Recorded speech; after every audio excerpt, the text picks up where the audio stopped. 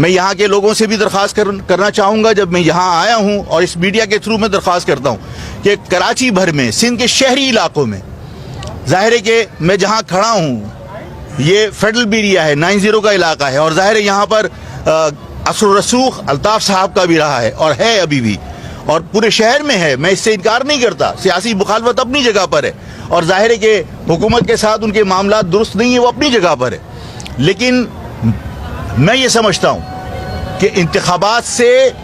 علیحدگی اختیار کرنے کا مقصد یہ ہے کہ ہم ان قوتوں کو سپورٹ کر رہے ہیں جو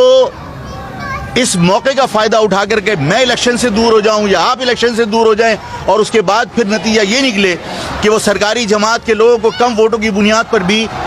چیزوں کو مینج کر کے اپنے مطلب کے نتائج نکال لیں۔ تو اگر آپ الیکشن کا بائیکاٹ کرتے ہیں، کوئی بھی پارٹی ہو، چاہے وہ متحدہ قومی موومنٹ ہو، چاہے مہاجر قومی موومنٹ ہو، چاہے وہ کوئی اور جماعت ہو، اس کا مقصد یہ ہے کہ ہم سرکار کی یا ان سازشوں کو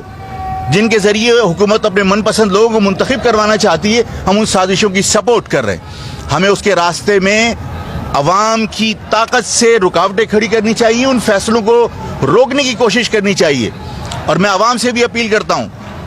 کہ میں کبھی بھی کسی بھی جماعت کے قائد اور عوام کے درمیان اگر کوئی محبت کا رشتہ ہے تو اس میں کبھی بھی آڑے نہیں آؤں گا، چاہے وہ جماعت اسلامی کے سراج الحق اور جماعت اسلامی کے کارکنان کا ہو، چاہے وہ الطاف حسین اور الطاف حسین کے کارکنان کا ہو، چاہے وہ بلاول بھٹو اور پیپلز پارٹی کے کارکنان کا ہو، وہ ان کا حق ہے،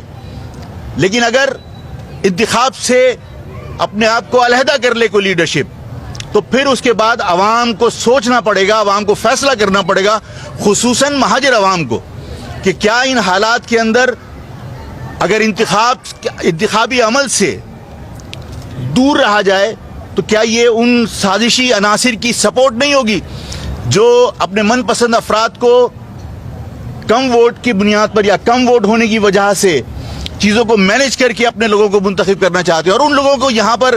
مسلط کرنا چاہتے ہیں اس مہاجر عوام کے اوپر جنہوں نے مہاجر سیاست کو گالی کہا تھا اور جنہوں نے مہاجر سیاست کے تابوت میں آخری کیل ٹھوکنے کے دعوے کیے تھے۔ تو میں یہ سمجھتا ہوں کہ ایسے موقع کے اوپر اگر ان کا قائد الیکشن لڑ رہا ہے تو میں اس کی محبت میں آڑے نہیں آؤں گا، اور اگر اس کو وہ انتخاب میں ووٹ ڈالتے ہیں تو ان کا حق ہے، لیکن اگر انتخابی عمل سے اپنے آپ کو وہ شخص دور کر لیتا ہے تو مہاجر عوام کو گھر بیٹھنے کی بجائے پھر انہیں اپنے ووٹ کا استعمال کرنا پڑے گا ان قوتوں کے خلاف، ان طاقتوں کے خلاف، ان نمائندوں کے خلاف